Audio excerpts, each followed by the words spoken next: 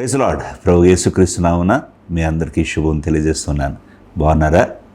మరలా ఈ వారము ఈ రీతిగా మీ ఎదురుగుండా కలుసుకుంటానికి కృప చూపిన దేవునికి రెండు హృదయంతో వందనాలు తెలియజేస్తూ ఉన్నాను. ప్రియులారా, యెషయా యేసుక్రీస్తు ప్రభు గురించి ప్రవచనాత్మకంగా చెప్తూ యెషయా 11వ అధ్యాయము 4వ వచనంలో యేసుక్రీస్తు యొక్క గుణముల గురించి చెప్తూ, కంటి చూపును బట్టి అతడు తీర్పు తీర్చడు, తాను వినిన దాన్ని బట్టి విమర్శ చేయుడు, నీతిని బట్టి బీదలను తీర్పు తీర్చును, భూనివాసుల్లో దీనులైన వారికి యథార్థముగా విమర్శ చేయును, తన వాగ్దండము చేత లోకమును కొట్టును, తన పెదవుల ఊపిరి చేత దుష్టులను చంపును అని వాక్యంలో రాయబడి ఉంది. దీంట్లో ప్రాధాన్యంగా మనం అర్థం చేసుకోవాల్సింది ఏంటంటే, కంటి చూపును బట్టి ఆయన తీర్పు తీర్చేవాడు కాదు, వినిన దాన్ని బట్టి విమర్శ చేయు దేవుడు కాదు. ఈ లోకంలో ప్రియులారా, చాలామంది విన్నదాన్ని బట్టి, చూచిన దాన్ని బట్టి వెంటనే ఒక తీర్మానానికి వచ్చేస్తారు, లేకపోతే ఒక మాట అనేస్తారు, జడ్జ్ చేస్తూ ఉంటారు, అందరినీ వాళ్ళు విమర్శ చేస్తూ ఉంటారు. ఇదిగో ఆ వ్యక్తిని నేను ఫలానా చోట చూశాను, ఖచ్చితంగా ఆ తప్పుడు పని చేసి ఉంటాడేమో అనే మాట. ఇదిగో ఆయన గురించి నేను ఇలా విన్నాను, ఇదిగో నిప్పులేనిదే పొగరాదు కదా అని మాట్లాడుకుంటూ ఉంటారు. మరి ముఖ్యంగా ఈ రోజుల్లో ఈ యూట్యూబ్లో మనము ఎక్కడ చూసినా ఇలాంటి భయంకరమైన పరిస్థితి. కొన్నిసార్లు అసలు నిజంగా వాక్యం చూడాలా వద్దా, వీళ్ళు దైవజనులేనా అన్నట్లుగా పరిస్థితులు మారిపోతూ ఉన్నాయి. ఒకరినొకరు విమర్శించుకుంటాం, ఒకరినొకరు తోలనాడుకుంటాం. అక్కడ ఉన్న పరిస్థితి ఒకటి, వీళ్ళు చూచి అర్థం చేసుకున్నది వేరొకటి.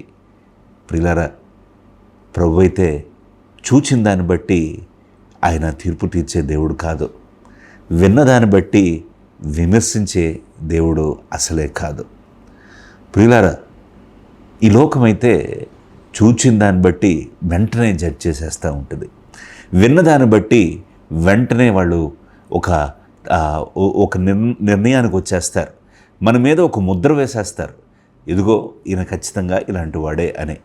చూడండి, ఒక బిల్డింగ్ ఉందనుకోండి, కింద ఒక ఫార్మసీ షాప్ ఉంది.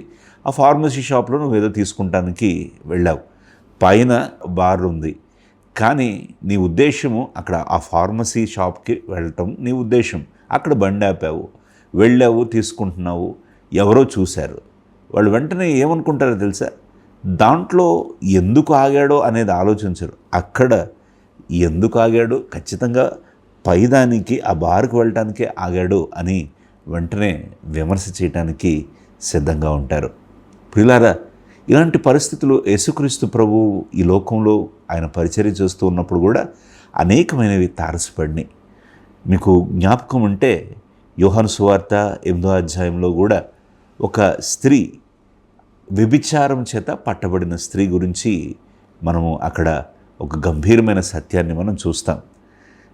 అనేక మంది శాస్త్రులు, పరిసయ్యులు ఆ స్త్రీని పట్టుకొని ఈమె వ్యభిచారం చేస్తూ ఉండగా పట్టబడింది అని ప్రభు దగ్గరికి తీసుకొచ్చారు. ప్రభువు చూచిన దాన్ని బట్టి, విన్నదాన్ని బట్టి తీర్పు తీర్చేవాడు కాదు కదా.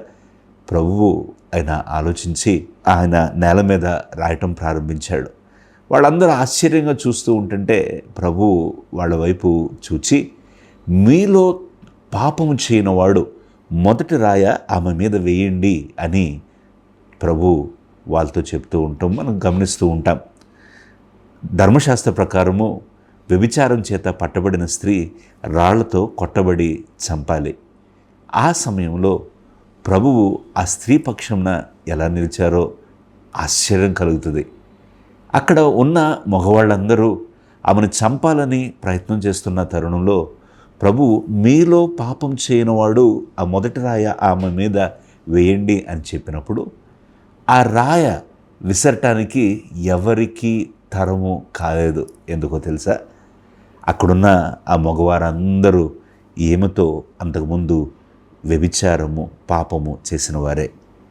నిజమే, ఆమె ఒక వేశ్య అయి ఉండొచ్చు, నిజమే ఆమె వ్యభిచారం చేత పట్టబడి ఉండొచ్చు.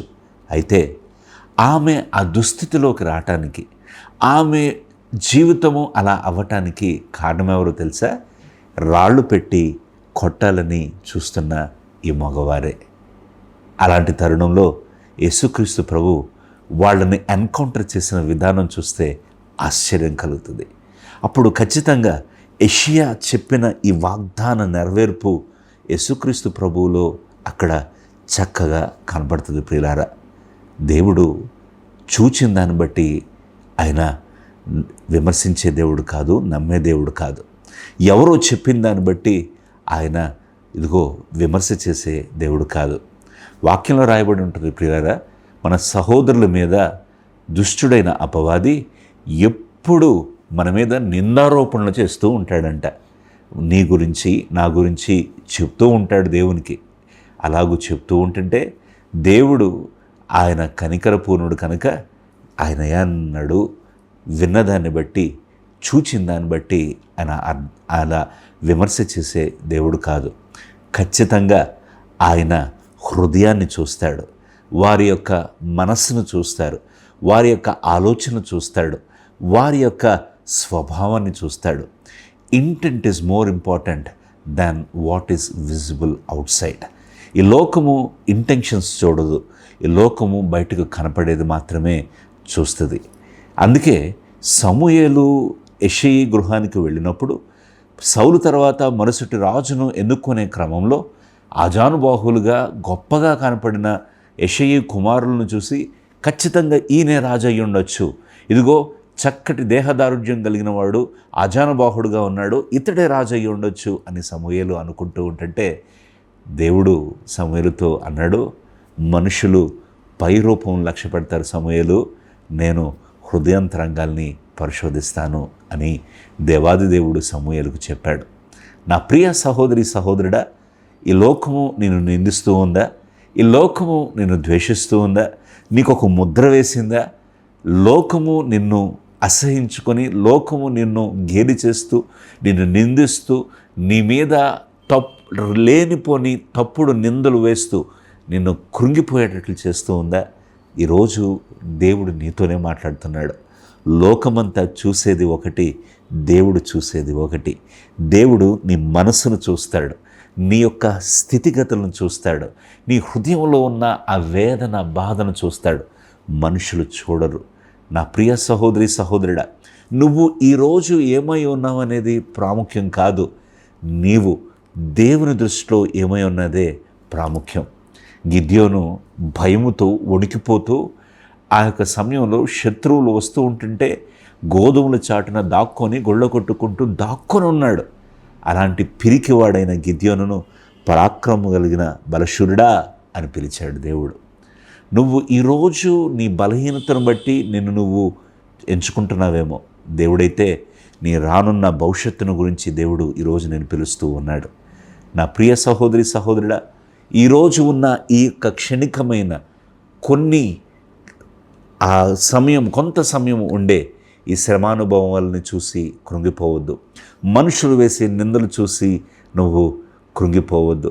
మనుషులు చెప్పే ఆ మాటలు చూసి నువ్వు నీ యొక్క హృదయంలో నీ యొక్క ధైర్యాన్ని నువ్వు కోల్పోవద్దు. ఆయన కంటి చూపును బట్టి తీర్పు తీర్చేవాడు కాదు, వినిన దాన్ని బట్టి విమర్శించే దేవుడు అసలే కాదు.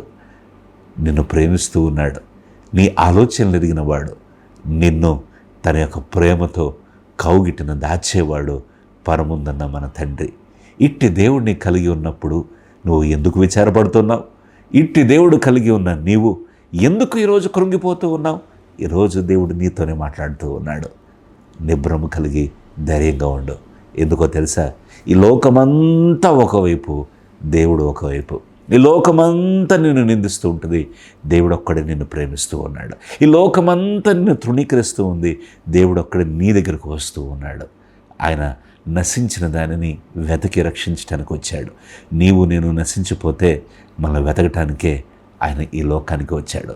ప్రియ సహోదరి సహోదరుడా, కంటి చూపును బట్టి తీర్పు తీర్చే దేవుడు అసలే కాదు, వినిన దాన్ని బట్టి విమర్శించే దేవుడు మన దేవుడు అసలే కాదు. ఆయన హృదయాన్ని ఎరిగినవాడు.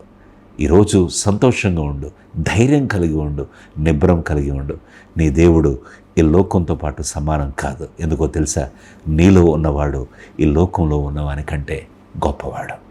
దేవుడు నిన్ను దీవించునుగాక. ఈ వాక్యం చేత నువ్వు బలపడి ఉన్నట్లయితే మాకు తప్పక కాల్ చేయండి.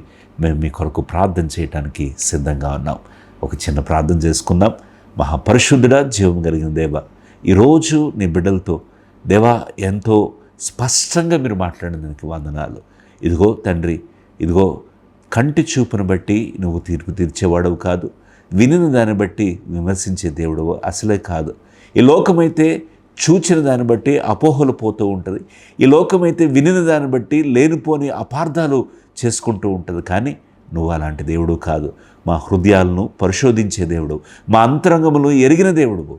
అందును బట్టి నీకు వందనాలు తెలియజేస్తున్నావు. దేవా, మీ కృపను బట్టి నీకు వందనాలు, నీ ప్రేమను బట్టి నీకు వందనాలు. మీరు ఇచ్చిన ఈ శ్రేష్టమైన సమయం కొరకు నీకు వందనాలు. నీ బిడ్డలను ఆదరించి బలపరిచి వాళ్ళకు ఒక ధైర్యాన్ని దయచేసి, నిబ్రము దయచేసి, ఈ లోకమంతా వారిని దూరపరిచిన నీవు ప్రేమించే దేవుడు అని వాళ్ళు గుర్తెరగలాగిన సహాయం చేసి కృప చూపించమని యేసు నామమున అడిగి ప్రార్థిస్తున్నాము తండ్రి. ఆమేన్. ప్రియ తమ్ముడు, ప్రియ చెల్లి, ఈరోజు దేవుడు నీతో మాట్లాడినట్లయితే ఖచ్చితంగా ఈ యొక్క మీ కామెంట్స్లో మీరు తెలియపరచండి. మీరు అనేక మందికి ఈ వీడియోస్ని షేర్ చేయండి. మా ఛానల్ని సబ్స్క్రైబ్ చేయండి. దేవుడు మిమ్మల్ని బహుగా దీవించనుగాక. మర్చిపోకండి, తప్పక కాల్ చేయండి. మేము మీ కొరకు ప్రార్థన చేయడానికి సిద్ధంగా ఉన్నాం. God bless you.